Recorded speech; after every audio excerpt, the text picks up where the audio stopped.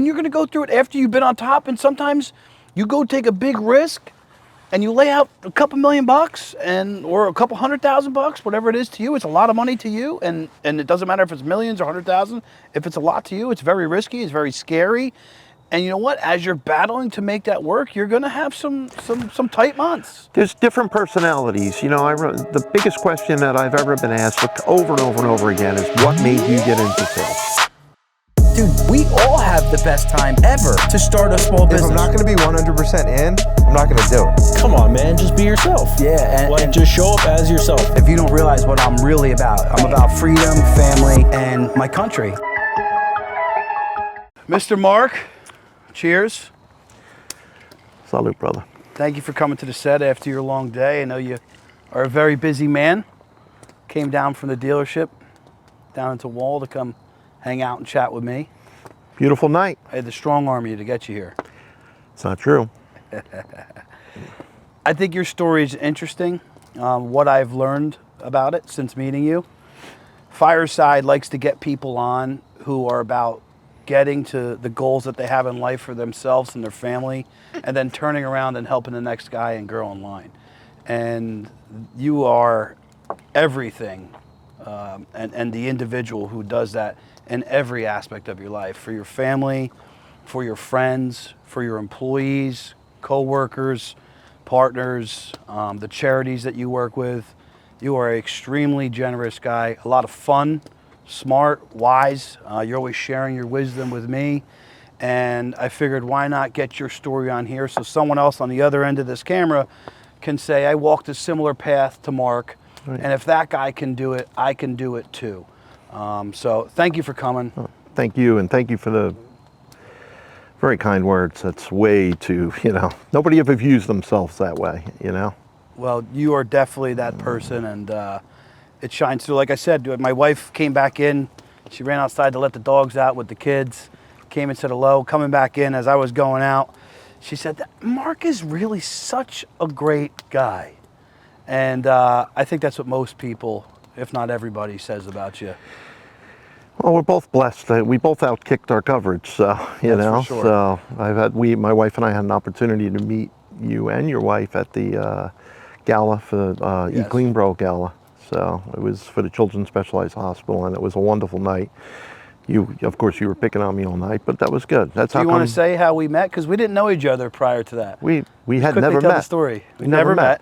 I was in traffic, as always. We pull up. We had 3 couples with us, and the first thing you do after you get out of traffic is you hit the restroom. And I hit the men's room, and I forgot who was in there, but it was the first time I've seen you. Oh, yeah, Matt, the CEO. And I'm like, those are the coolest kicks I've ever seen. He had these shoes on, sneakers on. They were unbelievable. And anyway, I'm washing my hands. He comes up next to me, and he goes, you always compliment people in the men's room? No, listen, the compliments went like back and forth, like 4 or 5 times. Who can one up the next person with compliments? We were fucking with I each turn around from the urinal, and I'm like, are you guys going to date or something tonight? And that's how we met. And then later that day, I said, I like this organization. I love Jamie and Kayla and what they're doing in Children's Specialized Hospital. And I like that guy, Mark. I want to donate. Same way. You were one of the reasons I did, obviously, besides Jamie. But that's how we met. Yeah. And you were a good sport with it. Some people would take that the wrong way. You went right into the banter. It was fun. I want to do 3 things tonight. First, I want to give a little bit of your backstory. We don't need to go into depth, but I want people to understand who is Mark and where did he come from. I want to talk about your struggles in between as a business owner, entrepreneur, dad, husband, as you're trying to grow a business. And then I want to talk about where you are today and where you're going. So really 4 things, I should say. Okay. Should be easy. So grew up in Jackson, New Jersey, not far from here. Born in Jersey City, Margaret Haig, back in the 60s. Parents decided, moved down to Jackson. Great place to grow up, just a great place to grow up. Did you have dirt bikes and stuff? I mean, out there is just like... We had them all. It is the best. It was, we thought the Jersey Devil was in the wood, the whole thing. We had a wonderful, both mom and dad, I was very blessed. Both worked 2-3 jobs each, both blue collar. My dad worked at a factory in Freehold, New Jersey called Nestle's. My mom worked for a doctor's office for 20-something years, and she also, part-time side jobs. It was tough. I got to work with my dad from the time I was 14, pumping gas at a Sunoco. My best friend and I selling Christmas trees at the Sunoco. They were just some unbelievable times, unbelievable. You know, and we still are close. Like, not my best buddy, as I've shared with you. I mean, I don't know how much you want me to go into the detail, but you know, my whole life changed senior year in high school. Junior year, my best buddy Ricky and I were joining the Marines, and he broke his neck in a swimming accident in my pool.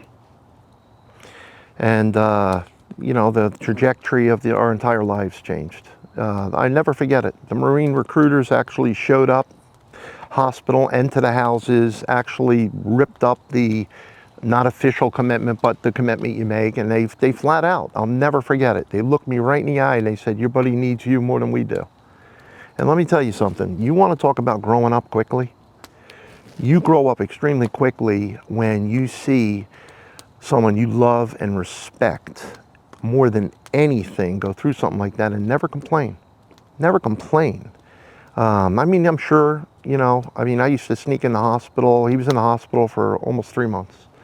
We'd sneak in there, and I remember they had him, you know, he had to be completely immobile. And he had him on a bed, and they would turn the bed every hour. And my buddies and I, we would sneak in, and we'd lay under there, and we would just bullshit with him, make him laugh all night, you know, but we all grew up quick. Yeah. I went from 17 to 30 overnight. You had hardworking parents, Yeah. lived in a great town, and then boom, reality hits you in the face. You I know, had a similar story. My buddy, good friend, Ryan Ortlip, we worked at Manhattan Bagel together, I was telling you earlier, Yes. where I learned to front load the drinks. He hung out with our crew of friends. He was the guy that everybody wanted to see when you walked into the party or work or wherever he was. People wanted to be around him. Just a great, kind soul. And unfortunately lost his life in a motorcycle accident. I was 17 at the time, he was 19. And you know, you expect your aunt who's sick to die, or your grandma to die as she's getting older in life. You don't expect your friend at the age of 16 or 18 to pass away, and I understand what you probably went through. listen, you know, I'm sorry, first of all, but obviously he's still with us. You know, He's on my we're arm. talking about I got him. this tattoo because of him. It's amazing. You know, I remember playing Little League Baseball in Holbrook Little League in Jackson, and I'll never forget it.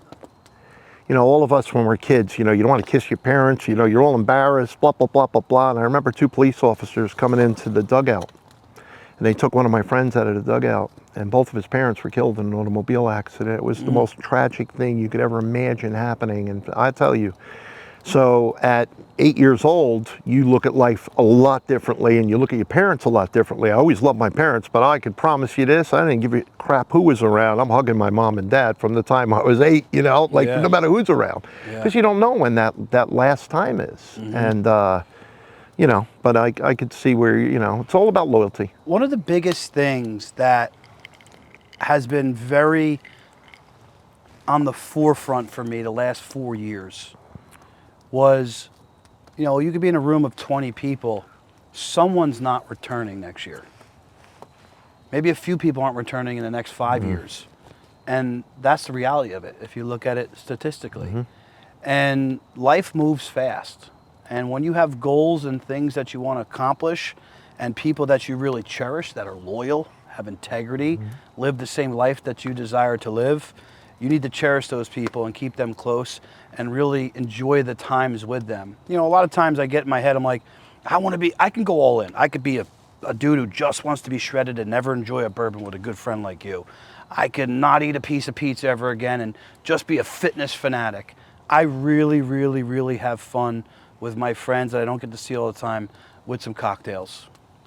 Call me an alcoholic, call me, you know, whatever you want to judge me, all the fitness people out there.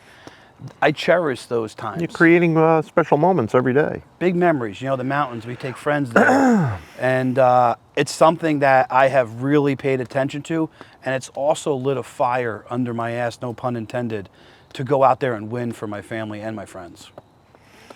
Well, you're certainly walking the walk, so, you know. Trying. We're out there working hard. So, childhood, middle-class family, have a tragic event happen. You didn't end up going into the Marines. No, Tell we me were what you did after that. volunteer firefighters, obviously. Not obviously, You're but lighter. yes, sir. You want to catch it? Yep. And you know, like I said, we were very active in the community. Everybody knew everybody. You know, you still have people that'll pop into the dealership. Hey, I graduated high school with you, or hey, you know. You love that. I do, because you know, like I said, you know, those were great times, and they still are. You know, so married my high school sweetheart. You know, I have to tell people, I say all the time, I said, you know, my wife and I met in high school. I was her math teacher. And I say that because, thank God, my wife hasn't aged, and you know, I'm the one aging in this relationship, so it's more believable than, you know, I was 2 years older than her, you know.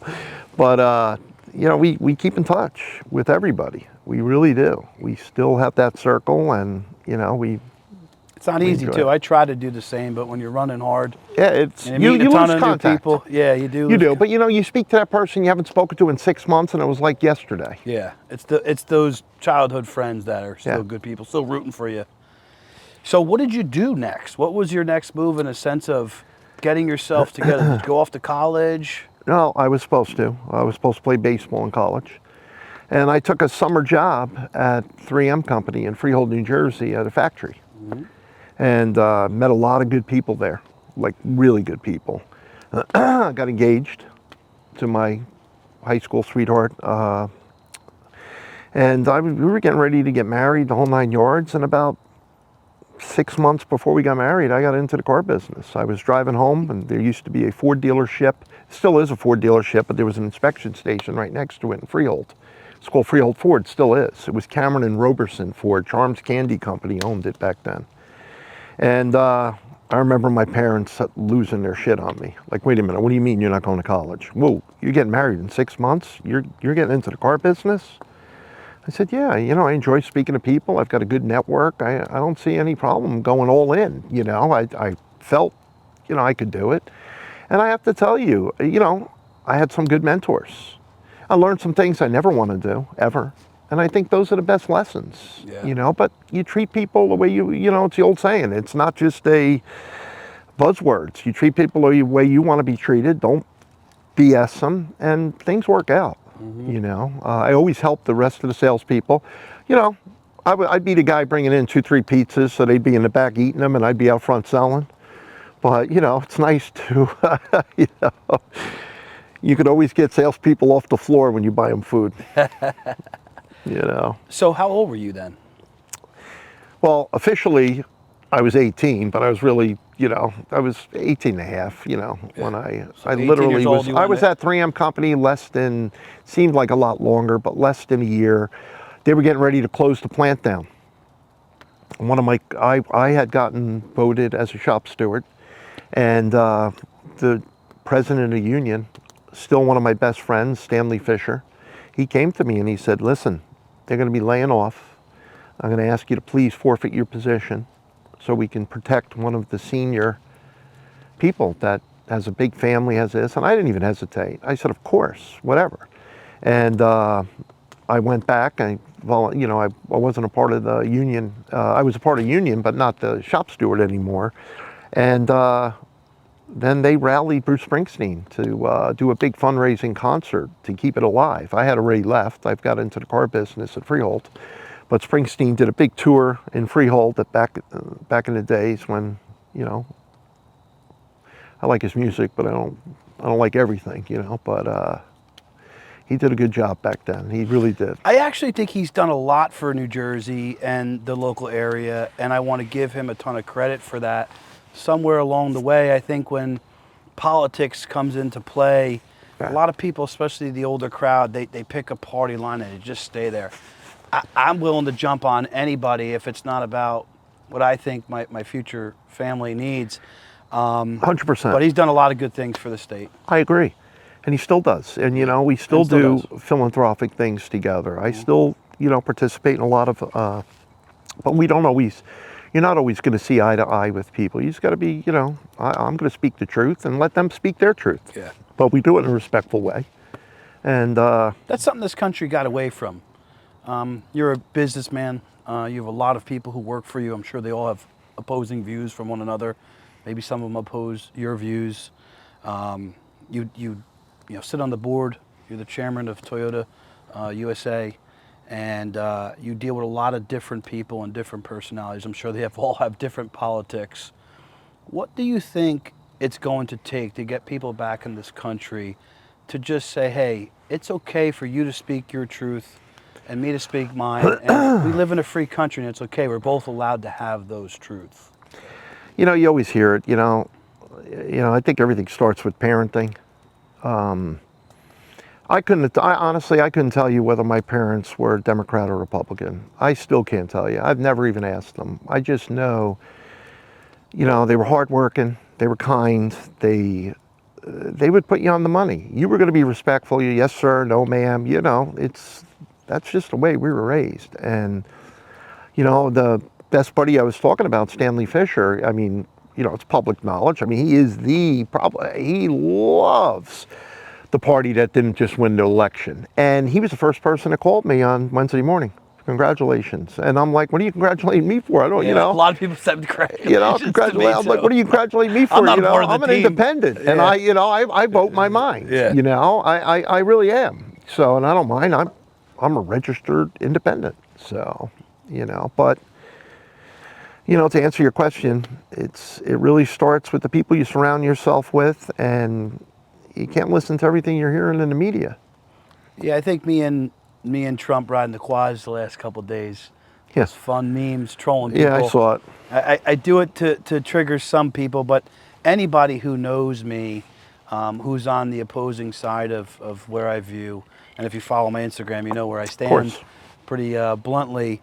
I have an estate attorney, Michael Gorman, who's on this show. I urge all of you to watch his episode. He's an incredible man, very, very intelligent. Probably one of the smartest men I've ever talked to in my life. No bullshit.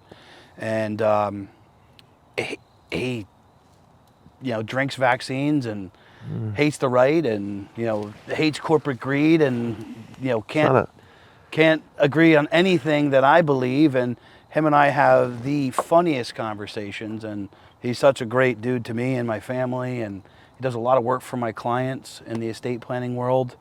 And I love the guy. I love drinking a bourbon with him, and we cackle. We laugh the whole entire time, taking shots at each other. And it's also a way to kind of be open-minded, and for me to maybe learn something on his end. You just that hit the nail know. on the head. Yeah. You learn. I learn every time I speak to Stanley or anybody. Look, I don't shut them down. Mm-hmm. I don't get up and walk out of the room. I don't throw a tantrum. I'll listen. I'll be kind. Obviously, we don't talk politics. Does Stanley think that Hitler was just elected president?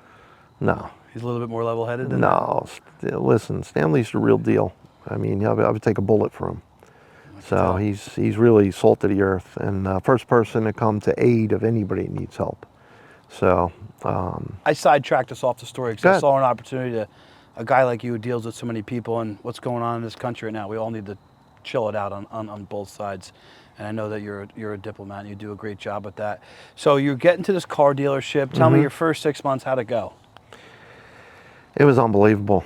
I had to pinch myself. Back then, you didn't have 5 levels of management. You were a salesperson, you were the finance manager, you were the sales manager. You did it all. You did it all. You learned the whole business. You worked your tail off. You worked 12 to 14, 15 hours a day. You worked 6 days a week. I mean, you did work, but you earned. Yeah. And there was nothing better than being able to give back to your family. I have a sister and a brother, and much younger than me. My sister's, my wife's age, so she's 2 years younger than me in that. And, I was blessed to be able to help them buy their first cars, used cars. Mm-hmm. But they, it was something I was proud to be able to do. And, it's just something I've watched them do in return, and I've watched my nieces and nephews and my kids. And, it all starts with us, it really does. Yeah. And I don't know, still to this day, you know, I was not interviewing, I'm sorry, wrong word. I was speaking to a young man I've known for probably 10 or 15 years. And he was telling me he was interviewing for a job position. And he said, I just don't know if I'm ready for it. I said, wow, tell me more. I don't know if I have the confidence for it. I don't know if I have this. And honestly, I listened to him. I said, you're probably the perfect person for the job. Yeah, because you're paranoid. You know, paranoid's a word, but no, because you're not cocky and you're not arrogant The paranoid enough win. Yeah, I said, you know, I still every day question certain things. You know, I still, you know, you want to be the best. Well, you know, you got to wake up every day fighting to be the best. It's not going to happen because every day people around you are getting as good. So You're being added to the circle little by little as I get to know you and you get to know me. But I have a circle of like 10 people, some older, some my age, and I want to be the average of those people. And if something goes on in my life, whether it be a business relationship, a personal relationship, or a frustration I'm having, I call them up and say, am I in the wrong position? Is my emotions coming into this, that? I'm very self-aware. And at times, because I had such a big chip, I was taken the wrong way at a young age. And I wish I learned that earlier. Like, hey, let's learn every single day. You can get better every day. You don't know shit, Ryan. And I still don't know shit, and I'm still learning. Ryan, I had some mentors that, honestly, they were just batshit crazy, but you learned. I mean, I remember like it was yesterday, one of my first automobile sales, one of my first car sales. I went up, you were supposed to take a deposit, you present the offer to your manager, and I will never forget it. It was back in the early 80s. And I brought $500 bills, $100 bills to the desk. My manager was giving me his advice on what to do, and I'm the typical young adult at the time, and I'm like, yeah, but what about this? And I'll never forget it. He took all five $100 bills and he ripped them in half. He said, now go explain to the customer why you ripped all their bills in half, or sell them the car. You know, you sold them the car. You're not gonna go back and tell them your boss ripped them. And that may sound like a silly story, but you know what? It teaches you how to grow a set, and it teaches you to believe in the product. Yeah, he put you in the corner. He put me in the corner, you know? Why do you think so many people are afraid of that nowadays? Because, you know, my mentor used to say, sit them on attack, you know, sit you on attack. I don't know. You know, I'm lucky. I'm blessed. I'm surrounded with some real dynamite human beings that are in my circle and that are in our management team and are at the dealership. I mean, we fight really hard not to have a lot of turnover. We don't all agree on everything, but man, we fight through thick and thin. I know everyone's... You have to be committed to the relationship. You have to be. And you know, people tell you, oh, you know, business is not personal. No, it sure is personal. It is. You know, if I'm going to be spending 50, 60, 70 hours a week with people I work with, they're family. You know, I mean, if I'm going to sacrifice my time, but things have changed. You know, and I tell our managers now, I remember like it was yesterday, our oldest son, which is probably about your age. I think he's 35, you're like 37, 38. Yeah. And I remember counting how many Saturdays I would have with him before he went off to college. And that's a pretty shitty way of looking at things. So we try. It's not, though. I know, but you know what? I don't want to put people in that same position in life. I got a buddy that I sometimes think is crazy. Matt Vincent, he's been on the podcast. He's got this brand called Not Dead Yet. And his father passed away at the age of 65 or 67. Matt, don't kill me exactly what day it was or how old he was, but he put a jar of marbles of how many days he had left until that year that he was smart. His So dad passed. smart. And he said every single week or weekend, I'm going to make sure that I take this marble out and make it memorable. And as I take those marbles out, I'm visually seeing my life go away. Because sometimes, again, we were just talking about this earlier, you don't realize you don't have forever. Well, you know what I think you forget? Everyone forgets this. And, you know, I'm certainly, you know, I grew up quick. I got married very young, which I'm real happy about. But you think you have this endless amount of time, and you think you'll always have more time with the kids, and you'll always have, but then all of a sudden, you turn around and they're getting married. And then they're going through that same circle. They're building their lives, and they're building, and although I spend time with the kids, and I spend time with my grandkids. They're busy, too. They're now behind, they're working, like, we're on the hamster wheel, so. Kelly's parents are hardworking, great people, and they get frustrated with us at times because they're in Long Island. We're here and we're busy, and I'm a busy guy like you, and I got 2 kids, and it's hard. And my buddy the other day was like, "Hey, you got to surrender." I said, "What do you mean?" He's like, when your wife says, "Hey, let's go to the park," and it's 3:30, and you still have some work, surrender, go to the park. Do it. You're always going to work. You'll exchange those hours later. I know you, Ryan. You'll stay up till midnight. Like, surrender. Go to the park. This is why you built this life. Yeah. And I can't. But we're getting off track because I'm you're a weaver. So you went to this dealership. Go ahead. Let's put you there. Like I said, a year. How'd you do? Phenomenal. Number one in the dealership. Number one, come into work one day, top of the hog, and the dealer sold the dealership. Tells us he's going to be there another 2-3 months. New people were coming in, and all the niceties, and the whole world was turned upside down. The new people coming in were definitely not my style, and you talking old school. I'll never forget it. The first meeting the new manager did, he flipped the seat backwards, straddled it. Every other word was the F-bomb. Men, women, young adults in the room. And flat out threatened everybody in the room. Half of you won't be here in another week, boom, boom, boom. I'll never forget it. I went downstairs, started packing my desk. I was number one in the whole company in sales. And this guy came right up to me. And he said, "Hey, fat boy, where are you going?" I'll never forget it. And I said, "You may want to rephrase that." And I was far from a tough guy. I'm no tough guy, but come on. He caught himself. He goes, "No, I apologize." He goes, "Listen, why don't we start over? Take 2 weeks off, full pay. I'll pay you your average of what you're earning, and come back and let's talk this through. I know what you're capable of. I know how many cars you sell. I'd like to speak to you about becoming a manager here." Listen, I was so upset. I took the 2 weeks off, and I didn't even want to cash the checks. I did, but I went back and I gave him 2 minutes of my time and I left. And I'll never forget it. I went 35 minutes from there, and I started working at another dealership, wonderful family. And it's almost like the same thing happened again. Little nugget there. Go ahead. As a salesperson, I'm a partner in the firm that I clear with my partners. I do business with other advisory teams like Dave West and the Fortis Group, and they clear through our entity. Right. I still also run my own practice. I'm number one in my firm. And at the top you do have different perks, but the greatest thing is when you can sell and you're good at selling. You can go anywhere. You can go anywhere. But when Ryan, you control your destiny. just remember, I learned this early on, and I knew this even at this time.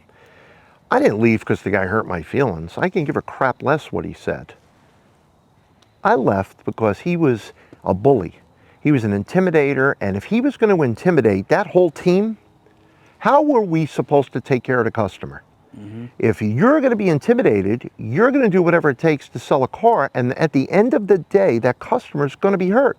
Yeah. If you can't keep your team happy, they can't keep the customer And they all happy. quietly hate you, which is no, you got to keep your employee satisfaction. Customer satisfaction starts and ends with employee satisfaction. Oh, what's going on? It sounds like some kids are in the yard over there, which is rare. I never hear. You know what? You got a good neighborhood. Yeah, it's super quiet. Super quiet usually. It's a school night, isn't it? Yeah, I guess let them out. So you leave, you go to this next dealership, manager. No, salesperson. Became And where number was that? one. It was up at it was called Oasis Ford, up in the Amboys, all the way up the Parkway, right So before. why so far when you live down here? He's a good owner, good reputation, good family, good people, and history finds a way of repeating itself. Brought in a new manager, and they didn't have boxes of Joe back then. But I remember I showed up, and I was wrong. I showed up probably 10 minutes late for a Saturday morning, 8 a.m. sales meeting, but I had like 2 boxes of donuts. I had coffee for the guys and girls, and the guy puts his finger up at the door, and it's locked. It's freezing out. Doesn't let me in. So I waited. Hey, listen, I could take it. 10 minutes, 15 minutes, 20 minutes. I'll never forget it. And and he did it again, put his finger up. And I took my keys out of my pocket, there was a demo, beautiful demo, by the way. It was a brand new T-Bird, whatever. I took the keys and I threw them on the roof. I left the donuts. I walked across the street. Here I am. I'm a newlywed. And I remember like it was yesterday, using the phone in the diner across the street, calling my wife and saying, hey, I'm out of here. And, you know, I remember ordering probably half of the menu, stress eating. And, you know, it was scary times, rolling up quarters, nickels, dimes to pay the bills when you're young. You know, I was just very blessed to have. How old were you? My wife. You know, I was in my early 20s. So I see a pattern here. You don't like to be disrespected. I don't like anybody being disrespected. I certainly will not be disrespected, because if you're going to disrespect me and I'm your number one, you are disrespecting any customer that comes through that door. Mm-hmm. It's not going to happen. And it better not happen at the dealership where I am. It's not going to happen. We make mistakes, but we own them. Mm-hmm. You are not going to disrespect anybody that comes through the door. It's not going to happen. Customer, you know, we're going to take care of them. Of course. So you're now rolling up dimes and quarters to pay the bills. Where did that land you next? Place called Higher Ford, Shrewsbury Avenue, Red Bank, New Jersey. Wonderful, wonderful human being. Duke University graduate, played basketball on their team. Started as a salesperson, playing in a pickup football game, Aldridge Road, Howell, New Jersey, broke my ankle. I was becoming one of their top sales associates, and I'll never forget it. You know, I picked up an 8-pack of the little beers on the way home. I'm sitting in the tub with my foot up. My wife comes home, she goes, what happened? I said, we were playing pickup game of tackle football, which, you know, and I'll never forget it. I got a phone call. I was off of work for about 4 days, and the general manager called me and said, the owner wants to speak to you. Here I am thinking I'm going in to get canned. And he brings me in. The general manager is moving. He's resigning. And he promoted his underling, and they gave me my first opportunity as the sales manager. So I went in every day with a cast and a crutches. It's amazing how your optics change when you're motivated. Isn't that crazy? It's crazy. Here I am, I'm sitting at home, I'm drinking little beers and a freaking, you know, feeling sorry for myself, like, screw this, I'm not going in, it's cold out, it's snow on the ground, I'm not doing it. And then you get that phone call and it's like, you got more to lose. You know, so I had a good time there. I really did. He promised me, fast forward 3 years later, he promised me an opportunity to buy into the dealership. Calls me up to his office one day and says, the old good news, bad news. Good news, I sold the dealership. I've got telephone numbers for it. Bad news is I didn't sell to you. But I want to keep my word. I want to back you in a dealership anywhere in North Carolina. I love North Carolina. I went to college there, him, meaning him, Duke. I remember going home, 26 years old at the time, telling my wife all of this. And my poor wife, I mean, she was, just... She's like Kelly. She just rolls with the punches. Just and believes faithful, in you. faithful, and she loyal. knew, she believed. Loyal. That's loyal. Belief. And we found a dealership. And, hold on, before you get into this yeah. dealership, I wanted to ask you a quick question. I want to take a quick break. Mm-hmm. What does a sales manager actually do in a car dealership? So when I walk in and I get this experience, which is phenomenal at your dealership, because you gave me an awesome private tour, by the way, delicious sandwiches, wherever that was from. But what is a sales manager's role, right? So for the customer walking in, who walks in with boxing gloves because they think they're going to get some salesmen coming at them the wrong way, what is a sales manager's role? Honestly, a sales manager, I mean, if we're going to block and tackle and do everything correctly, they're going to make sure that every single person that walks through that door is greeted properly, that we identify what they're there for. They're not just, it would be like someone, the way I look at a dealership, it's the way you look at your house. Is someone just going to walk into your house without you acknowledging them, without you asking them, what's going on? Mm-hmm. You know, you may be a little bit more but if someone's going to come into the dealership, they're not there to waste their time. I mean, it's a busy world. So we need to hear them out. We need to see what's going on.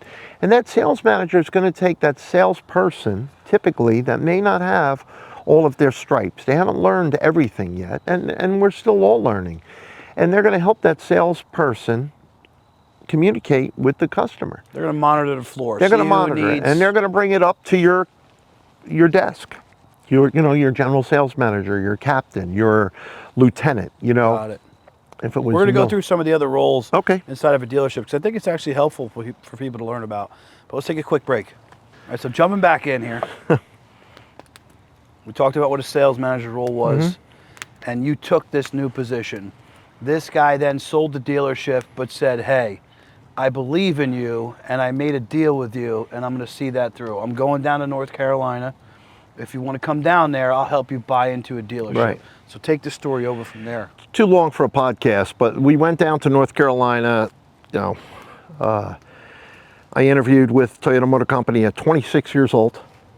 Interviewed with one of my future, well, at the time, I didn't realize that he was going to be a mentor. Jim Moran, Southeast Toyota, one of the greatest human being, greatest car guys you'd ever meet. And, gave me about an hour and a half interview, and it was called the Japanese Garden Room. He was a car dealer from Chicago, number one Ford dealer, number one Lexus. He was just unbelievable.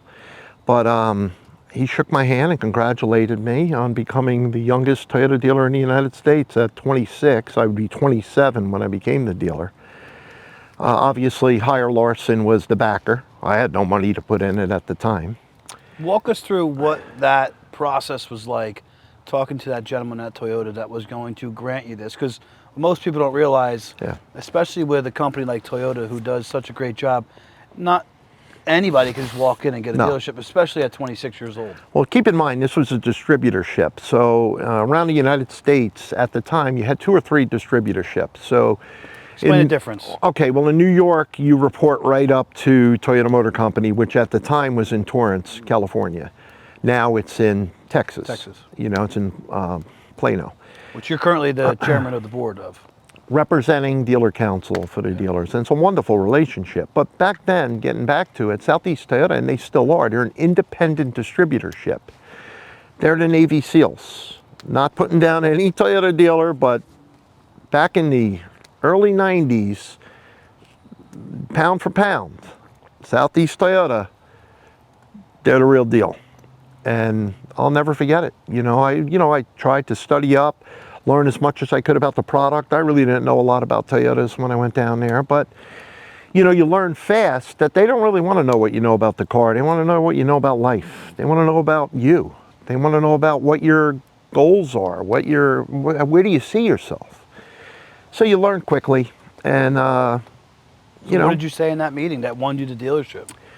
I just remember at the end of that interview, You had to be somewhat nervous. You're 26, going in asking to buy a dealership.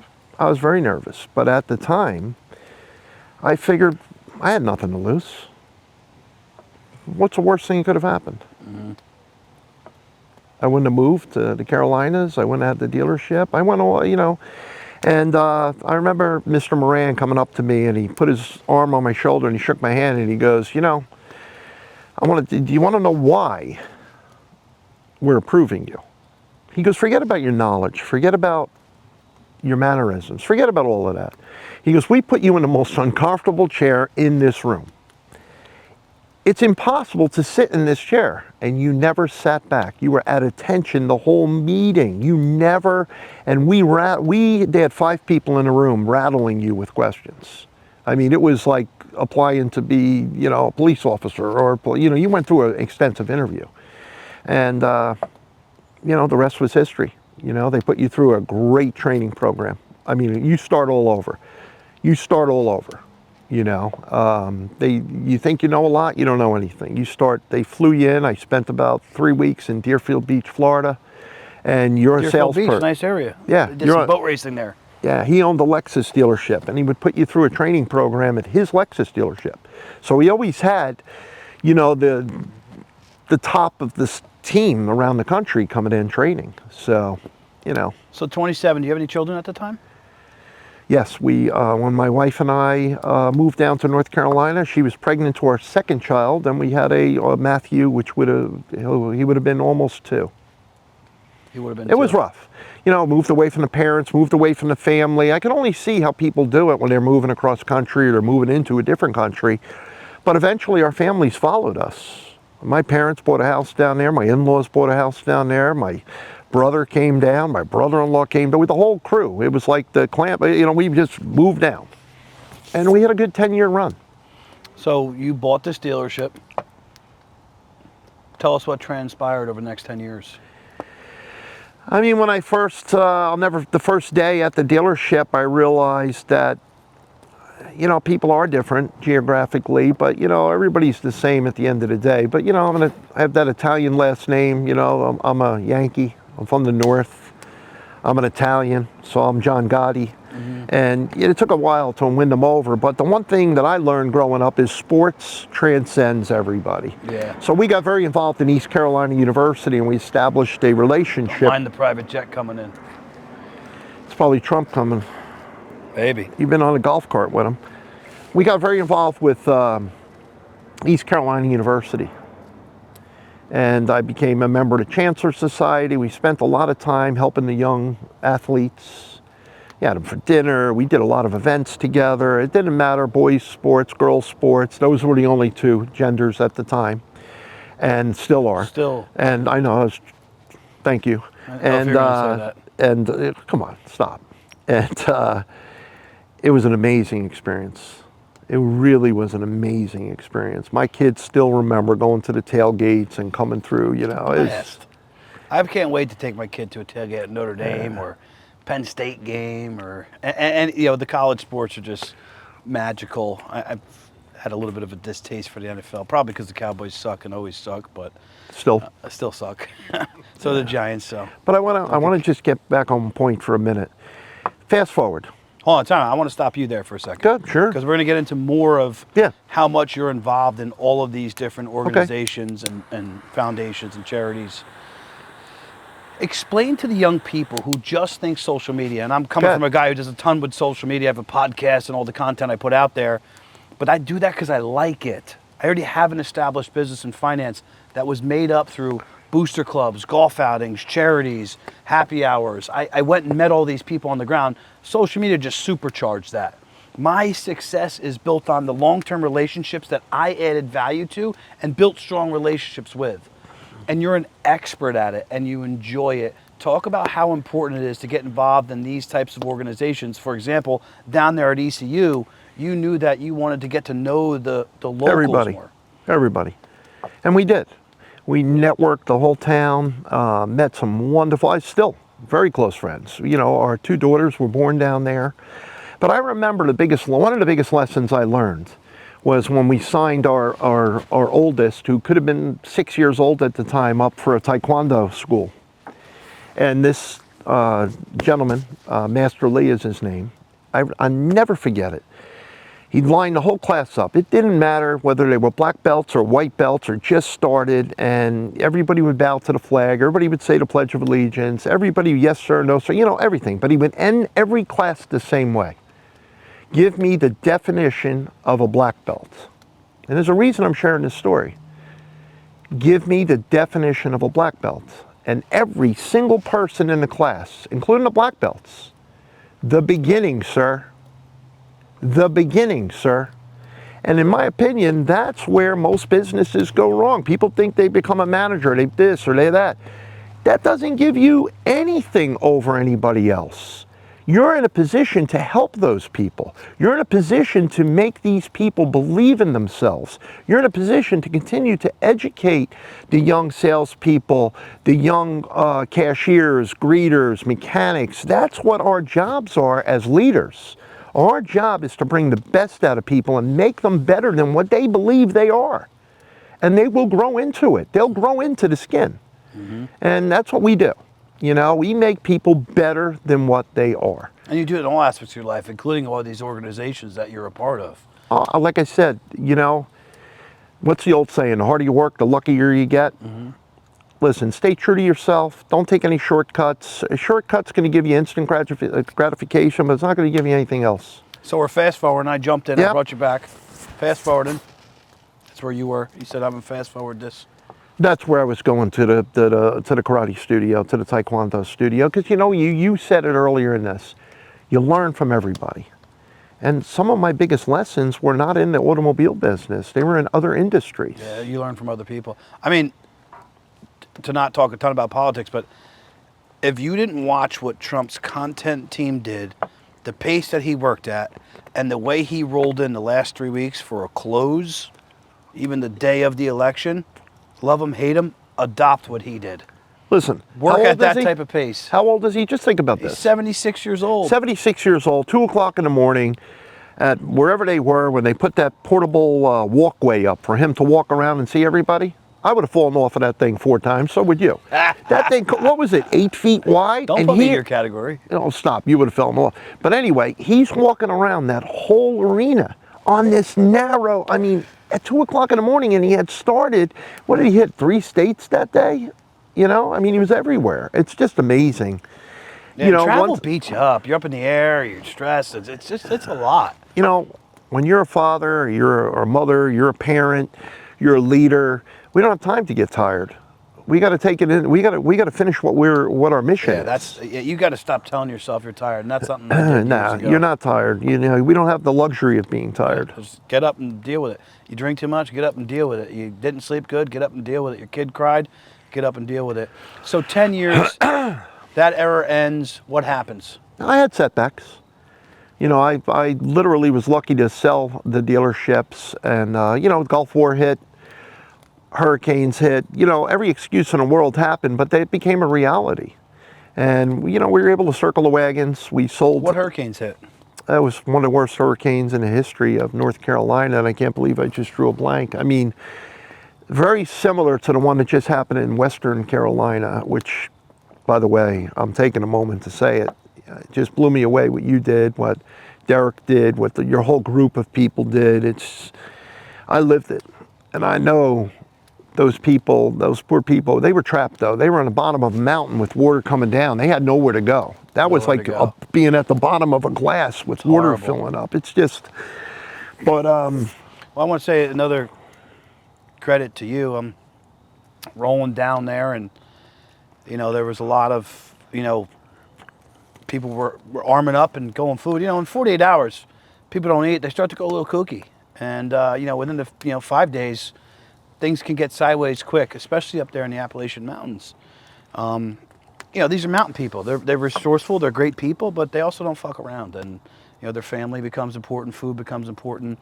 And they had a couple churches that were looted and robbed at gunpoint. of course. And we're going down there as patriots who love this country and says, hey, it doesn't seem like the government's going to help them. We got to.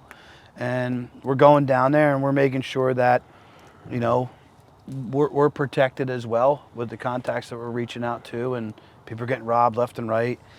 And I get a phone call from you. You said, speak to this judge down there. Jeff, right? Yeah, one of my best buddies. And it speaks to, again, the strong relationships you built down there in 10 years.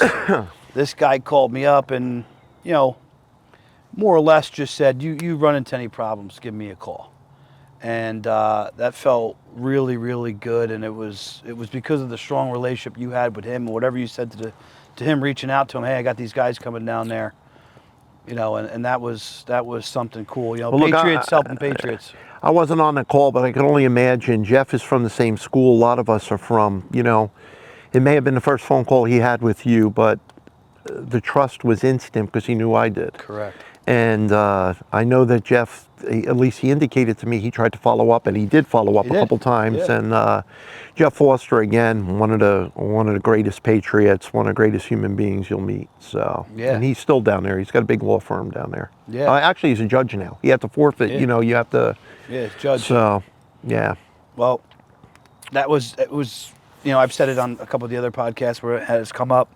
War zone. You know, I lived through Sandy. I lived literally a block off the beach in Bayhead, and it was terrible. You know, what the Jersey Shore went through was definitely terrible, but it's completely unmatched to what these people are still to this day dealing with, and we need to not forget about them. Myself at Wealth Coordination Consultants, Patriot Payments, we're going to be launching a fund to raise $10,000 for a business owner. We already have earmarked the money for him. He doesn't know it's coming to him. He's a very good friend of another client and friend of ours at Patriot Payments. So you're hearing it here first. We're going to be dropping this soon. The election was coming up. There was a lot of noise going on. I didn't want to drop it, but I don't want to forget about those people down there. because what I saw and how they rallied and how the country rallied and how those mountain people were resourceful, those are the people that I love up in the Catskills. Me and my wife take that shit to heart. And I'll be honest with you, Mark, it did more for me than I did for them. Yeah, it is. Because you're 100% you can sit correct. online. You asked me before, you ever get off that phone? Not much. And you can live through this virtual reality. But then there's real reality. And there's real Americans, and there's real heart out there, and there's love, black, white, Christian, Muslim, all across the spectrums. And it was pretty special to be a part of that. So we're going to continue to help the people of Western North Carolina. Yeah. You know, in life, when you have those type of tragic setbacks and those disasters, a lot of times the best education comes out of those, because a lot of times people have a certain mindset, all of us. And the people that step up and help you the most are the ones that maybe you didn't have in the greatest optical, vision of them. And it just opens up. It's a shame it takes something like that to open up certain people's eyes. You were already down there. Your eyes were open. People that were chipping in, their eyes were opened already. But there were people that were stuck in that disaster that had people coming to help them that they had never met, never seen. And, you did it unconditionally. Mm-hmm. It was, and, I would get like chills to, down. It was fucking amazing. And then these people, you roll up to these churches, and this gentleman, he's retired military intelligence. I've shared his company. He's got a security company now, private security company. He had whiteboards out. He took over the baseball field for landing zones, hot landing zones. They had the church gym cleared out of all the kids' stuff, and they were using that as storage. He goes, Ryan, the problem is we can get food for 2 weeks. But then in 2 months and 3 months, we're not going to have food stores open. We got water everywhere, electric problems, water issues. The water's contaminated. We're going to need stuff for months on end. And to see those people get together like that and, protect their land. They were at an aggressive posture. Some AR in their hand, and it just really felt fucking American. They were in a different position than anybody that's ever gotten hit with a disaster. I mean, you think of it, they were trapped. You're in the mountains. They were trapped. Trapped beyond. I mean, everybody have you seen had the landslides. videos. You had the mud. It's just. I can't even describe, how it looked if a bomb or two, a major bunker bomb hit that mountain. That's what it looked like. Yeah, it's pretty crazy. Well, thank you again for doing that. For you, amazing. It was really my honor. Seriously, I mean that. A lot of people say things like that because it's a smart thing to say. Like, it made me get back to saying, Ryan, do not that I don't do a lot of charity stuff here, but like, maybe bring the eyes of the content you have on it. So and Derek from SC Fire, right? Let me tell you something. Stepped up right away. Take my truck, take my trailer. I've met him once, and like I told you earlier today, I want to do everything I can to send people to. What a tremendous human being to step up and do that, and to mobilize. And I think he loaned you his trailer, right? Didn't he go up so there? So we were going to get an 18-wheeler. I had some friends that drive trucks, Trevor Weston. He's got a bunch of buddies in that world, and I was going to get an 18-wheeler and do it. And, all the craziness that was going on down there, it was so good that we didn't do that at the time, because we went down 5 days later. Right. So it was still You're smart. A disaster zone. I said, we need something a little bit more nimble. So he goes, call Derek. And I talk to Derek every day. And I said, Derek, you want to help me out with getting some supplies? And he said, yeah, what do you need? I said, your truck and trailer. This is a pretty, these 30-foot enclosed trailers. It's a good ask. They're not cheap. And he's got a nice diesel truck that's also not cheap. He didn't bat a fucking eye. And I know you don't like the F word, but I never said that. It's he didn't bat an eye. And his circle of people, dude, they filled that. My friends couldn't even show up with the coats that I got from Bill's Working Gear over here. Is it Bill's or Matt? Bill's Working Gear over here on 34? Yep. Is it Bill's? Bill's. Oh my God, she was amazing. She gave us like $4,000 in coats and Carhartt hoodies, and that's wonderful. And a lot of our friends, gave some supplies as well. And on my end, we raised more of the money. You were super generous to give us you called me. You were at a party for your wife's 60th, right? She's going to kill us for saying that, just so you know. She already told me you're not supposed to give the number. But you know what? She looks 40, so what difference does it make? You're at your wife's 50th. I apologize. There you go. And you stepped out and said, "Me and my wife would like to give you X, Y, and Z," which Right. was one of the larger donations, and that just shows your heart and what you're about. And being kind is something that is contagious. And at times, as an angry youth, that I felt the world was against me, the school was against me. Guys like you, create good things in my life and show me. And I'm always kind. That is my nature, but I'm also that pit bull. But you see what you're saying? Think about it. For us to be able to make that phone call, we had mentors and people in our lives that did that for us as well. So you just got to keep your eyes open, and you got to see what's going on. So, Yes.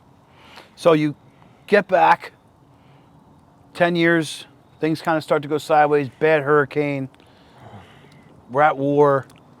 What did you do? there was a couple detours along the way too long to go into. But I have fellow Out of all those Irishmen. detours, what did you do wrong? I probably, if I could do it all over again, I do follow my instincts. I'm big on following my instincts. But, I didn't think I needed a good attorney at the time. I didn't think I needed certain things. And you know what? My uncle, my wife's uncle, gave me the greatest advice. And he said, look, you didn't go to college. This was your college. Yeah. It's the best education you ever could have had. And I have to tell you, I had 3 other partners that we eventually detoured into. And one of them, I got to give him a shout out, Danny Quinn, our fellow Irishman.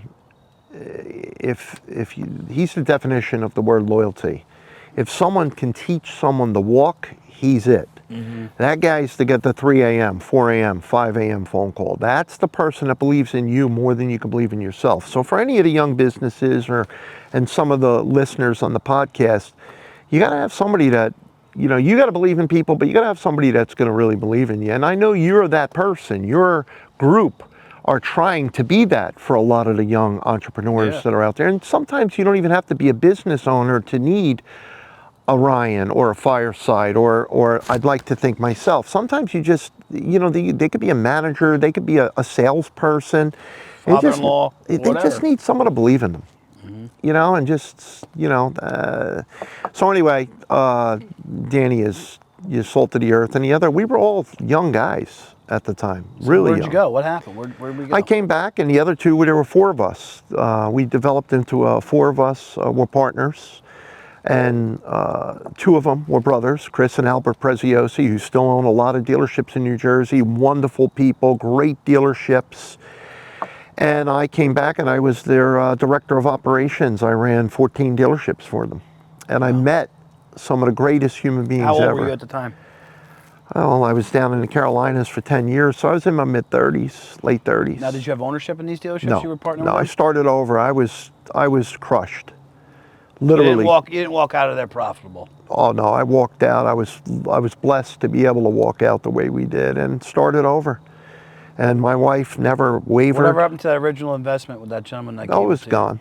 Now, his investment was fine. Yeah.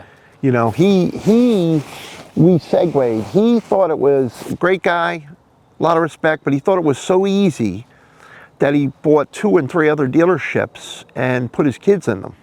And what happened, this is where a good attorney comes in, he cross-collateralized all the businesses and the Gulf War hit, and they started to go down like dominoes, but not our dealership. So I brought in those 3 gentlemen I just said, and we bought it out. Got it. So we fought. We fought hard to get it done. We were young. And, it was an education I wouldn't trade for anything. I could say that now. Yeah. But a lot of sleepless nights. Didn't say it back then. I couldn't say it back then. Come on, you didn't know if you had enough money to go to the grocery store. Yeah. I mean, come on. That's why you have to recognize that with your team that you surround yourself with now. You got to be in tune. You have to know what's going on. That's a nugget, though. You didn't have money, and I've been there. I've been there where I've swiped my card and it's not going to work. Nowadays, I can have $100 grand in my checking, Right. And I still don't think it's going to work because Mansquan flags my shit all the time. But I digress. You're going to go through that, and you're going to go through it after you've been on top. And sometimes you go take a big risk, and you lay out a couple $1,000,000 or a couple $100,000, whatever it is to you. It's a lot of money to you, and it doesn't matter if it's millions or 100,000. If it's a lot to you, it's very risky. It's very scary. And you know what? As you're battling to make that work, you're going to have some tight months. There's different personalities. You know, the biggest question that I've ever been asked over and over and over again is, what made you get into sales? And the answer that I give continuously is the truth. I did not want to be averaged out with the person to the right of me and the person to the left of me. I wanted to be rewarded for, you know, work. what I did. And that is what we try to teach. Now, there's nothing wrong for working for a salary or an hourly, if that's what you want. If that makes you happy. But that wasn't what I wanted. Yeah, there's nothing wrong with that. Yeah, if that makes you, You know? happy. So you come back, you start running some dealerships for these guys. They have 14. How many were you running? 14. You were running all 14? Oh, yeah. Oh, so what was that role? I was director of operations. We were, you know, hiring, coming up with systems, interacting with customers, interacting with the manufacturers. What'd you learn most? Pardon? What'd you learn most during that duration of time? People. How long was it? Oh, it was 7 years, 8 years. I mean, but you're putting systems in place. You know what I learned, honestly, though? I never had chaos. I don't like chaos. I eliminate chaos. I will not deal with chaos. Yeah, because it's unnecessary stress. But there's a lot of chaos when you have other people that Is that a coyote? This isn't a knock. Pardon me? Yeah. A coyote? Don't worry, we'll take. When you get other people that are the owners, it's still their candy. You know, it's their candy store. So sometimes you've got people that are working and reporting to you that are trying to go around you, and they're undermining you.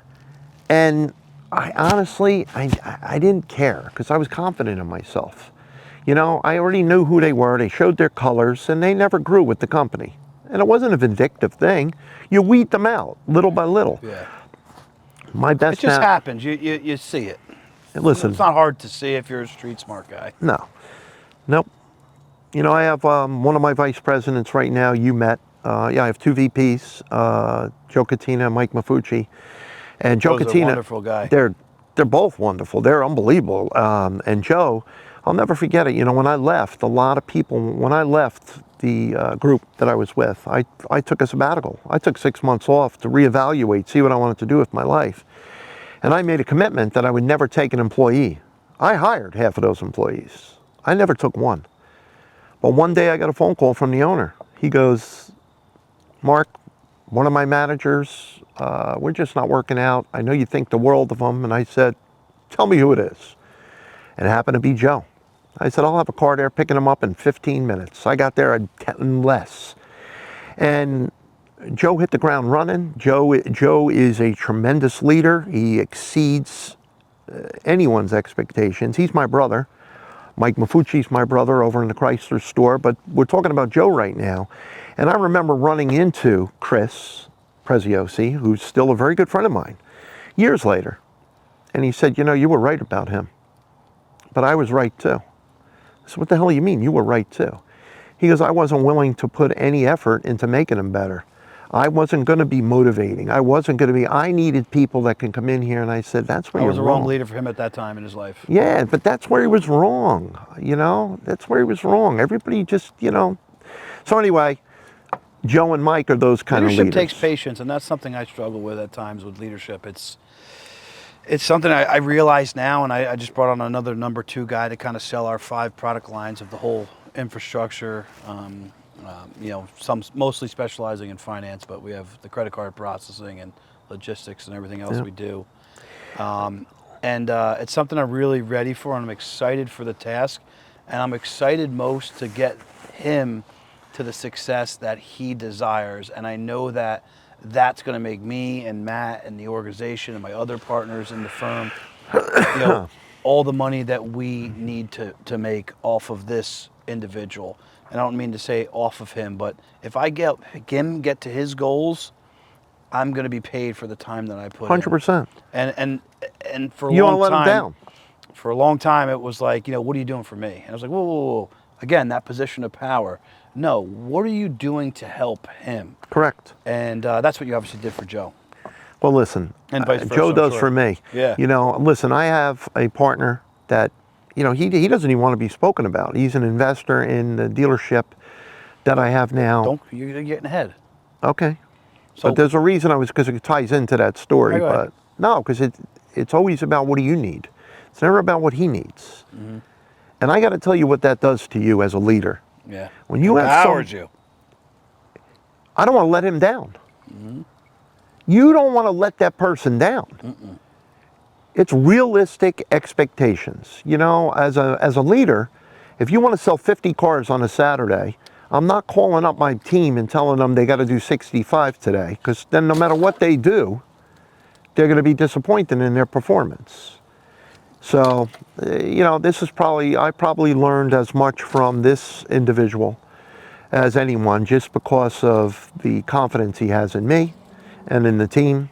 And, you know, so. So when you left and you took that 6-month sabbatical, quickly fast forward us to where you went. I was opening up my own advertising agency. I was going to get into marketing, and, you know, it was happening. What happened? This is way too long of a podcast for So what happened? You know, I was given an opportunity to take over a territory. I landed about 16 dealerships in less than 2 weeks. Doing what? I was going to handle all our advertising. I went in, did my pitch. I am one of the largest automobile groups in the country. I would have already been making double on what I had been making prior, because you get a percentage of all of the advertising dollars. And then I was approached by somebody in Toyota Motor Company and the owner that passed away at the dealership that I eventually am a partner in.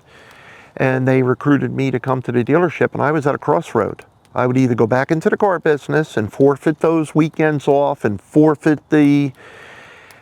I remember tossing and turning with this. I remember my wife and I walking through the showroom like it was yesterday. You got to remember, the dealership that I'm in now was the Yankee Stadium of the car business. But it was old school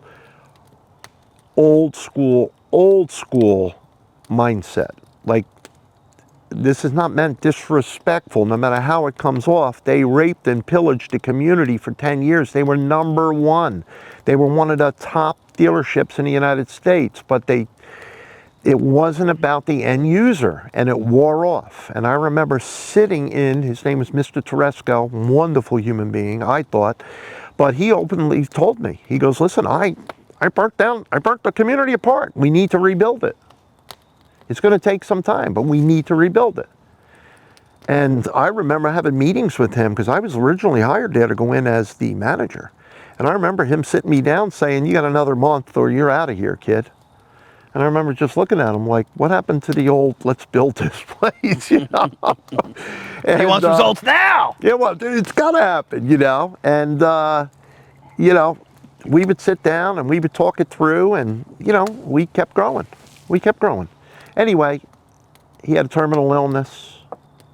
He made me a partner, gave me an opportunity to become the dealer.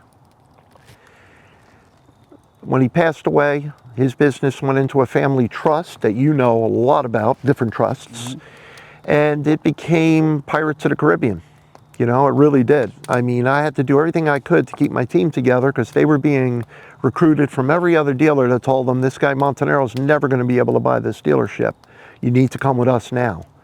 And my team stuck together. You know, the Joes, the Mikes, they, you know, the Sue in our office. The loyalty. You know, the loyalty is what did it. And then I was approached by my partner now about putting the difference of the money up that I needed. And I'll never forget it.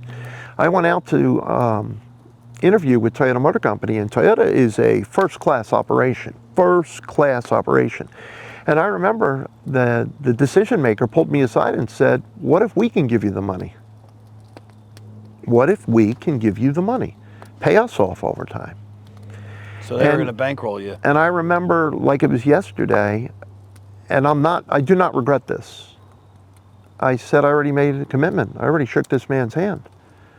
I am not going back on this. And that's exactly what he wanted to hear anyway. Yeah, he wanted You know? to see where you were at. It's always, you know, but it wasn't a test for me. It was a natural, like, this man believed in me. I got on a plane, and that meeting was either going to put me in that dealership, or I wasn't going to have it. That meeting was a deal breaker. And my team, still to this day, is in place. So I hope that, for anybody watching this, we're all over the map, but No, we're not. No, it's been a great conversation. You're a conversationalist and you're a storyteller, and I think that some of the greatest leaders, salespeople, motivators are great storytellers, and it's something that I've learned from my mentors over time. I can relate a story in finance and any type of business that I talk to when I talk to the business owners, and it really helps bring things into light in a way that they can digest. And you're an excellent storyteller. Thank you. I'm sitting here as the interviewee, learning more about you. So I want to go backwards a little bit, Sure. though. So you were first brought into this dealership years prior, being the GM. GM. Now, what is the GM's role inside of a dealership and of that size? And let's really paint the picture of how large Autoland is. And if you guys don't know, go take a look on your website of the aerial shot. I didn't know they had drones back there. I don't know how you got that picture or that video, but this is massive lots off of 22 in Springfield, right? Yeah. You're in It's Springfield? 27 acres. It's 3 facilities that are approximately, our Toyota facilities, 38,000 square feet just for the showroom. Service center, 100 bays, one of the biggest service centers you've ever seen.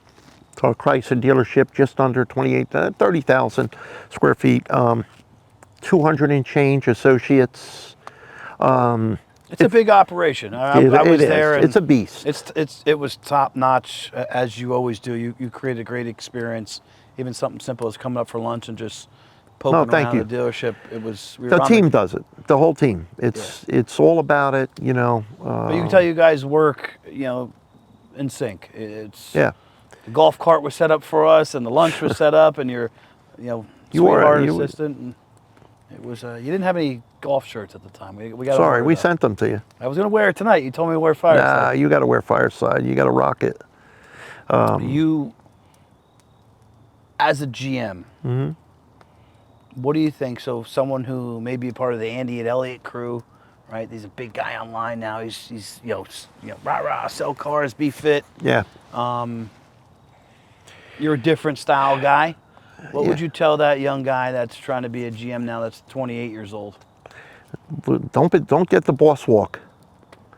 You don't ever want to have the boss walk. You want to be a leader. You want to have a humble swagger. You definitely want to have a swagger. It's got to be humble though, and you got to be willing to put your people first. You got to be able to do every position. You can't be held hostage, but you got to make your team genuinely believe that they're better than you, and that your goal is to get them to where you are. And that better really be your goal, because if it is not your goal as a leader, you're not going to win. You're going to fail as a leader. Because, my objective is to get people better every single day. And ego gets in the way. Ego is a terrible thing. Yeah. It's a terrible thing. I'm going to jump into more of the story of Autoland. Then we're going to get into the charities, and then we'll close this out. I'm going to take another quick break. So leadership is something that's obviously a great quality of yours, and you have to grow into a leader and have the journey of running teams and staff, and you were ready for that role to be an owner. This guy was terminally ill. He gave you this offer. You found an investor. Tell us where Autoland is at today. Listen, we're constantly pivoting to become better. One of the things as a leader, and I think it's the most important thing, is you can't worry about what everybody else thinks. You can't worry about what your competition thinks. You can't. The only person you should be worrying about is the consumer, because you better be worrying about what they think, or you're going to fail. And but if your ego gets in the way and you're worried about who's selling more cars or who's doing, none of that matters. We all want to be the best, but you can't wake up every day worrying about what your competition thinks of you. You worry about your team. You worry about your team's family. You worry about what the customers are definitely saying, because you sell a customer, you want them telling everybody about you. So Autoland has definitely evolved to that. Can we be selling more cars? Certainly we can. Can we be servicing more? You're damn right we can. But every day we go to work and we put our shoes on, our boots on, or whatever you want to call it, and we go at it. So, And how's things been for you guys as a dealership? Not just Toyota, but all of the car dealerships post COVID have had logistical issues and being able to produce enough cars. What have you guys done as a dealer, not just Toyota specific, done to combat that? well, one of the things we tried to do actually started during COVID.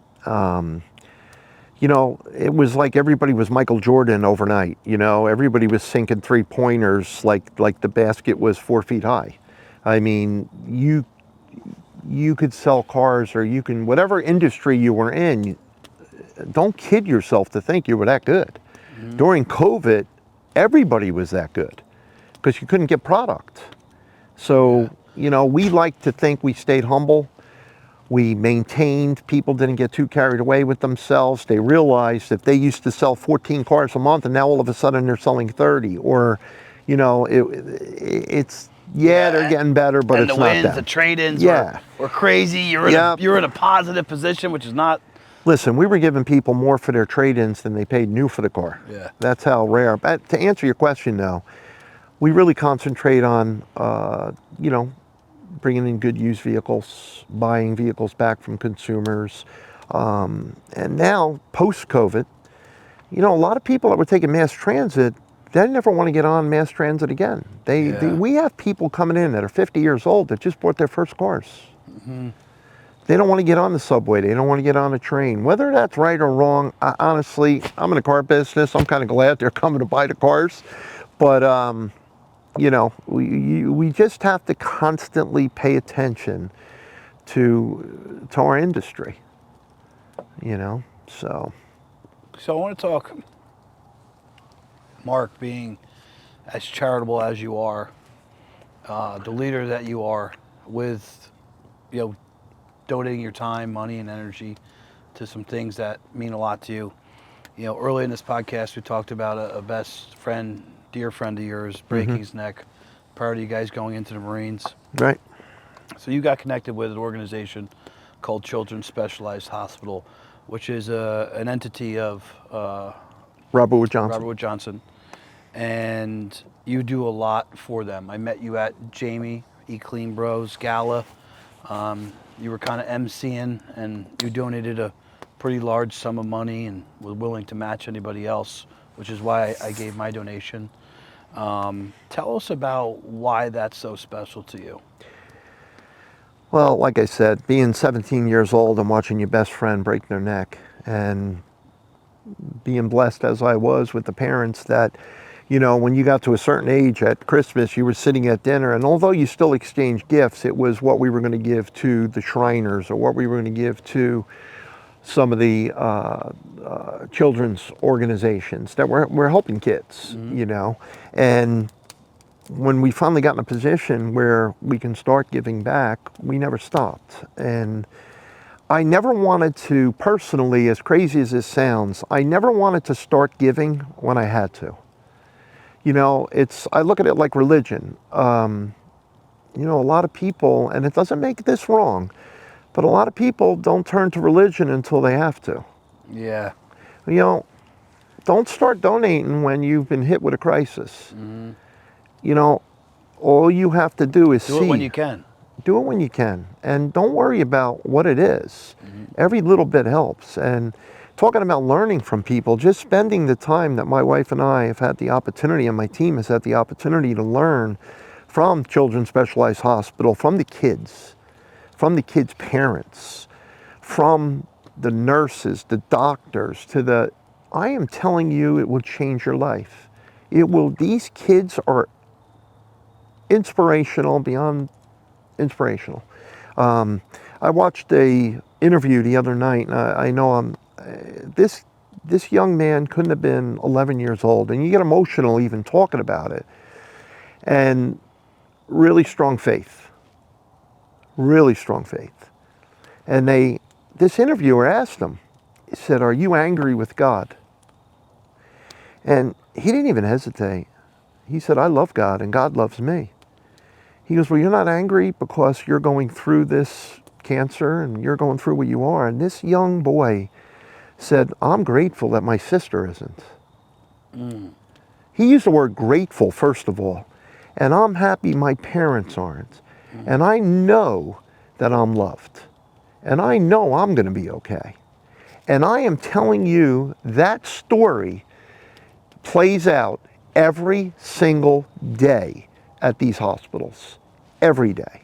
And the one thing I learned the most when my buddy Ricky got injured, his mom became my second mom. His dad became my second dad. His siblings are my siblings. Our families are closer and close. But with that said, I watched the strain, and I watched, when a child gets injured or they're born with a disease that's debilitating, the rest of the siblings struggle because the parents are spending almost all of their time, rightfully so, focusing on that child.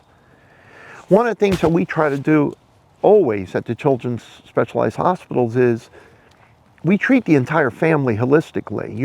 The one kid's not just coming in for physical therapy, we're bringing the siblings in.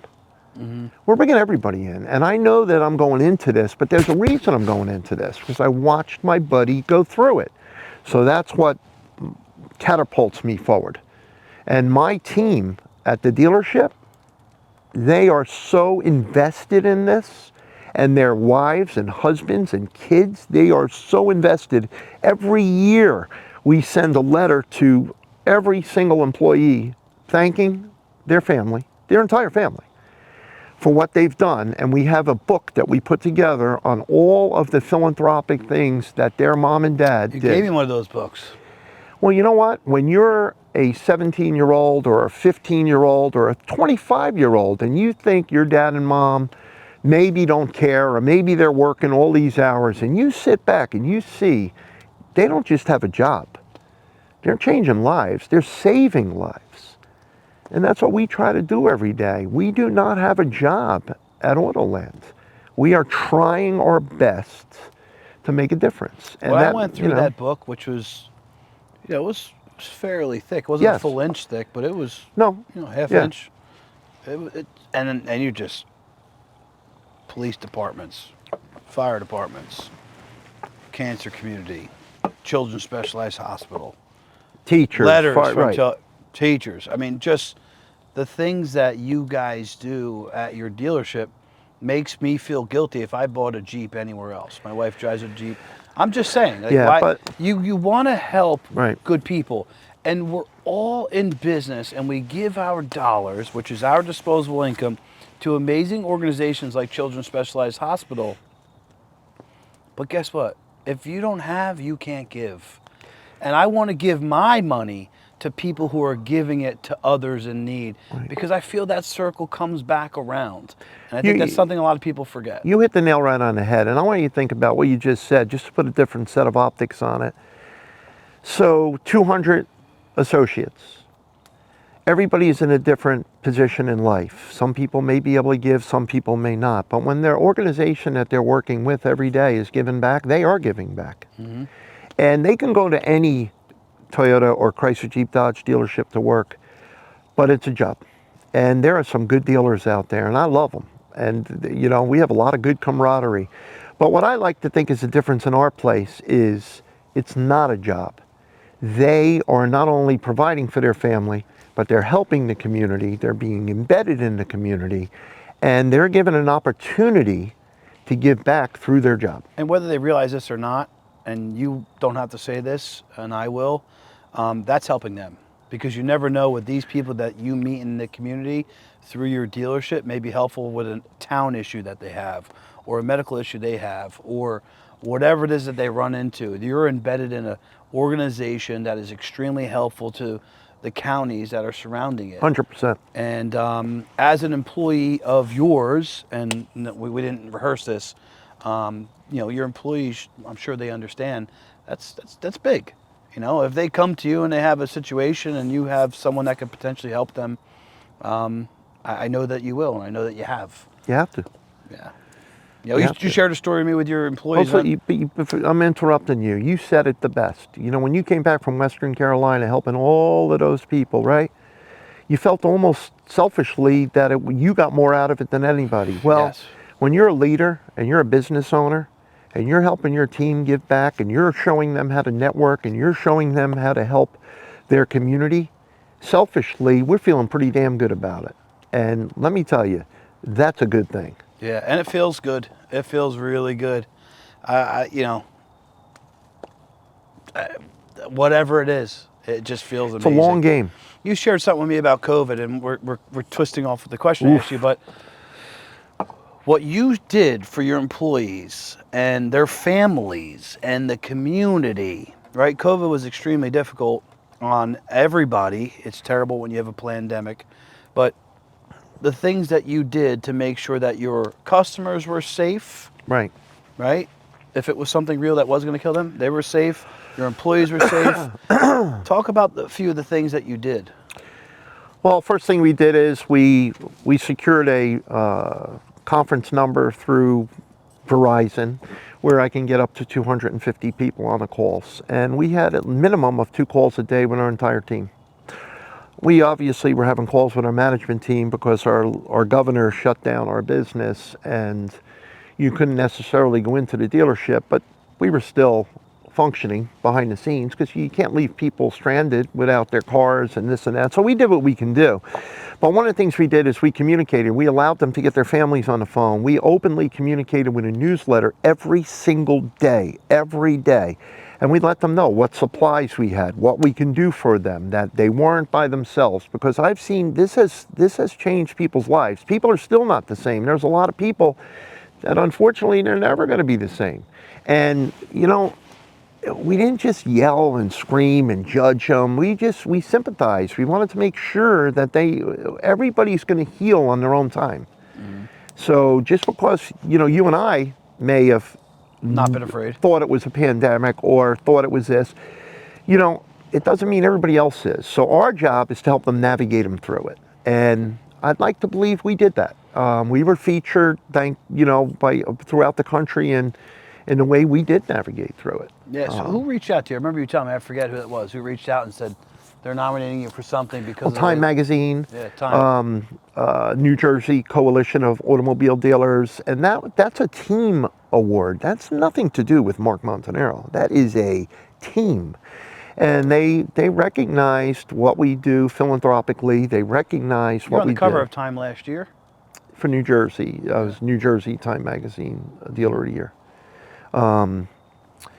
It's a dartboard now, but yes, to answer your question. You know, we lost a couple associates. They probably would have, you know, things could have happened, you know. You weren't able to visit people, as you know. We can go a whole episode of this. You weren't able to, but our networking was able to at least reach in and have little angels looking out for them while they were in there when they were secluded and they weren't able. We offered to buy dozens and dozens of iPads so the nurses could put them up on stands, let them speak to their families. You know.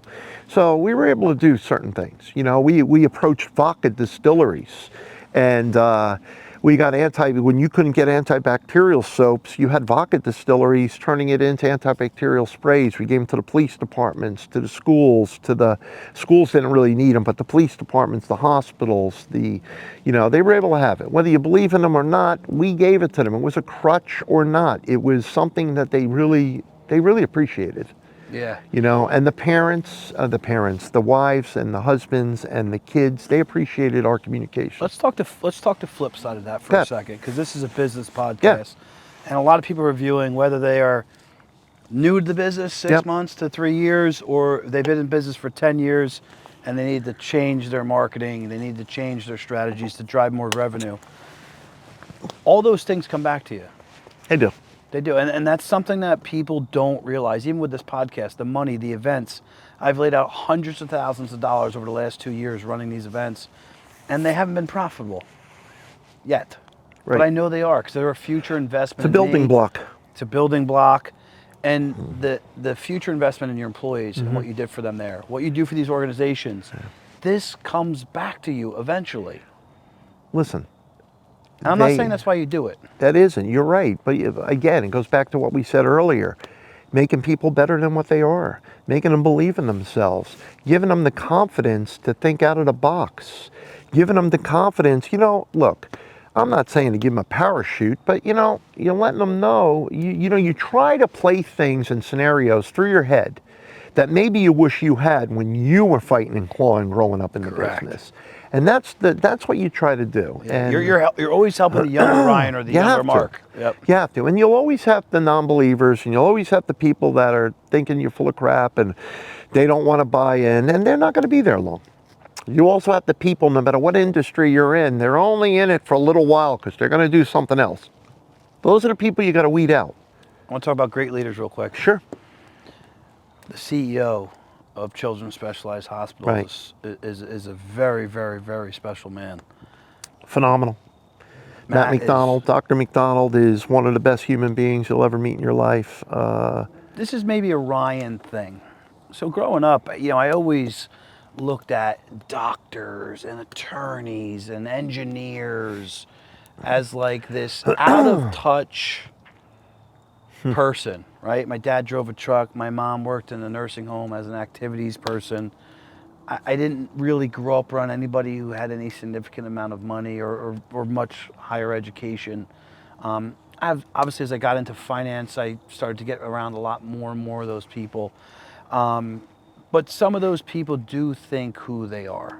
They do, especially some doctors at times. And that's my opinion. I'm not saying that's yours.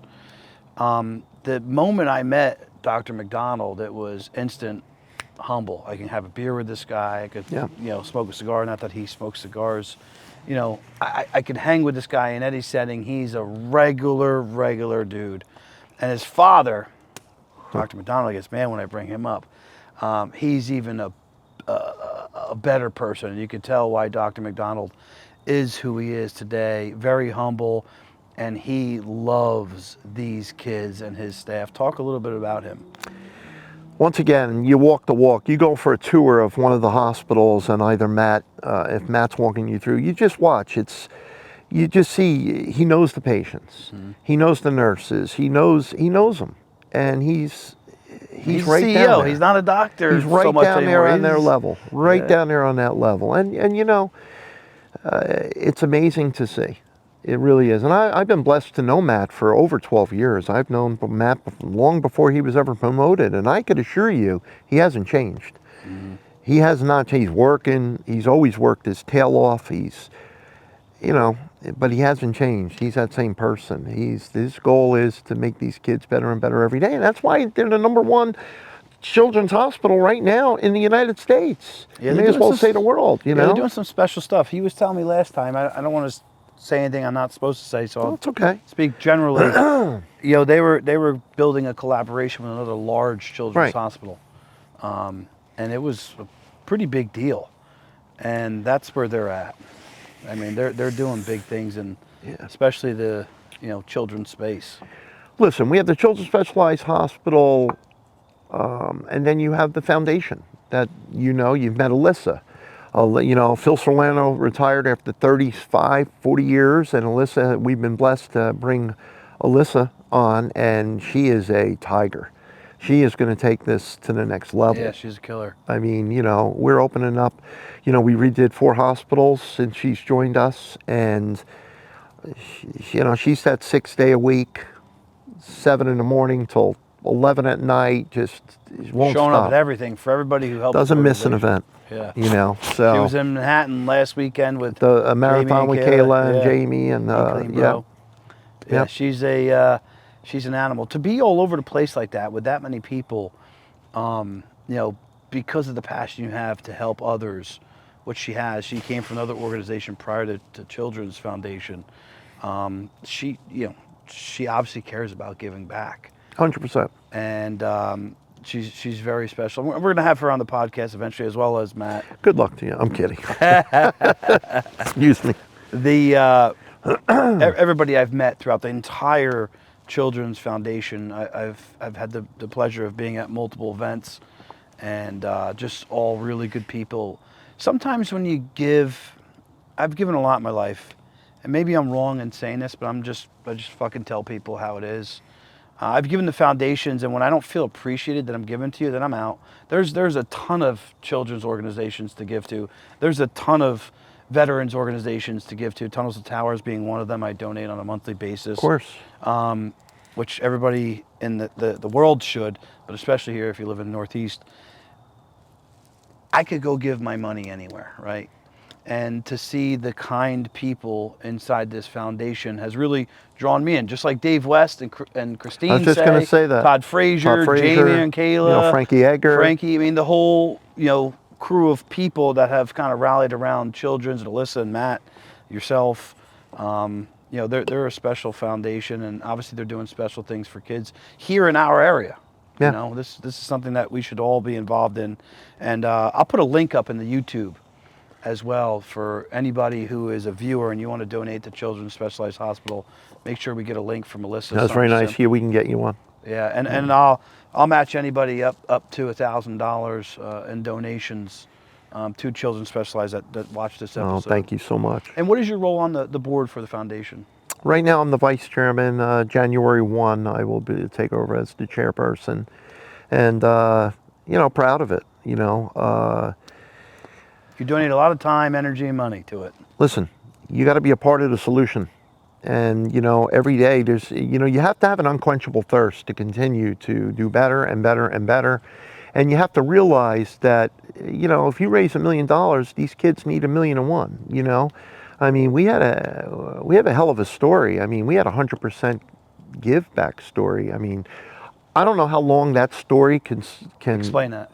Well, I mean, when we just came off of one of the biggest campaigns in the history of the Children's Specialized Hospital, where every single dollar that was donated, every single dollar went directly to the kids, and that takes its toll. Because there is administration, there's cost to run a foundation. But we took it out of the foundation, and we're figuring it out. We're pivoting. We're learning. Here we are. We've been around forever, But you continue to learn, and you continue. You're blessed to have people want to volunteer their time. People like yourself, future board members. I mean, we're getting a lot younger demographic that are joining, that want to be a part of it. They want to give their time. And that's something that we can never get enough of. We can use all the help we can get. Yeah, and anything, I'm going to do some more content. I'm going to go to the hospital and see the hospital. I haven't done that tour yet. I talked about that with Alyssa and Matt. We'd like to set it up for you. Yeah. We can certainly get that done. I'd like to be there with you, and we'll get some great content of the amazing work that goes on there, the facilities, and continue to shine a light on Children's and all the great staff and people that are there. RWJ does a hell of a job supporting it right from the top. I mean, they literally, it's just been such a blessing to have the mothership, as I call it, step in and really, really, they have an unquenchable thirst to give back to the kids and to give us the support we need as well. It's amazing. So. We can run on for 2 hours I know. of the people that you help and the organizations that you help. They're helping us. So I typically ask a question about other business owners, but I'm going to switch it up, and I want to talk about you giving a shout out to organizations and things that you are a part of or put energy towards or money towards. Can you rattle off some of those that you're involved in and they're special to you? It's tough when you ask a question like that. I'm going to do it, but it's so tough because there's so the many. one that you should be rattling off is the one you're going to forget. So I'm going to have to apologize ahead of time. But there's so many young entrepreneurs that are out there that are just stepping up to the plate. You have Joey Chaffee, Union, New Jersey, that has opened up the salad houses. I think he's just opened up his 20th. You talk about someone that's philanthropic, someone that's trying to give back, someone that did jump on board through Todd Frazier and Jackie in the Pong tournament and his involvement with his partner in Westfield.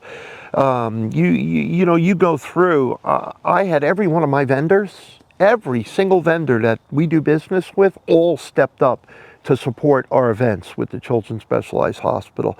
You have your local restaurants. I just don't get it. Everybody has somebody in their family, and everybody has a friend that would rather go get a $4 cheeseburger than step up to the nicer restaurant or whatever. I like to give back to the people that are giving back and spend the extra money. Yeah, go to a small business. Drive the extra 20 minutes to support the business. I know those are some of the that people helping you and the organizations. I want some of the other organizations that you're working with. I know you do a lot. I'm sorry. Oh, it's okay. Don't worry about it. I'm all right. You're doing a lot with the chiefs of police in the state. We do Union County Police Chiefs Association, the state police, all of the teachers groups, first responders, being a firefighter. I haven't been a firefighter active in 30 years, but once you're one, you're always one, and just to be able to help them and to show them how much they're appreciated, even though they may not feel appreciated by what did happen over the last X amount of years. Our first responders have to know how much we love them, how much we care. When you have a problem, you're dialing 911, yet they're the first people that everybody is cutting their funds. You want your kids to turn out well when they're not at home, and you can only parent so many hours out of the day, yet you don't want to invest into your school teachers. You want, My wife's the next teacher, I get it. Yeah, you know what? Teachers should, in my opinion, by their 10th year, teachers should make $200,000. And people might be like, well, how are we going to afford that? We got a lot of wasteful spending in the government, and hopefully Elon and those guys find it, and people like teachers, cops, and firemen can make wages like that by the 10th year in the business, because it's expensive to live. I'm going to tell you what I've learned about first responders, and I know damn well this is accurate. Of course they want to earn. Yeah, everybody just like you, but man, they really do want to help. Yeah. They want to help. Listen, they're the sheepdog. What kind of a person runs into a fire? Yep. Who or gets into guns blazing? Guns or blazing. They're not doing it a car accident. They're not doing it for the almighty dollar. Yet, what means more to them than the money is to just show them you appreciate them. Don't undermine them. I mean, everybody's videoing everybody. What is that even all about? What are you kidding me? You talk about being a cop, man. What a Border Patrol agent. Talk about the Border Patrol agents. I know that, shout out to the Border Patrol agents. There's a couple of guys a bunch of guys actually now that watch this podcast down the border. The way that those guys are being treated, knowing that it's ridiculous. Child sex trafficking going through and drugs coming over the border.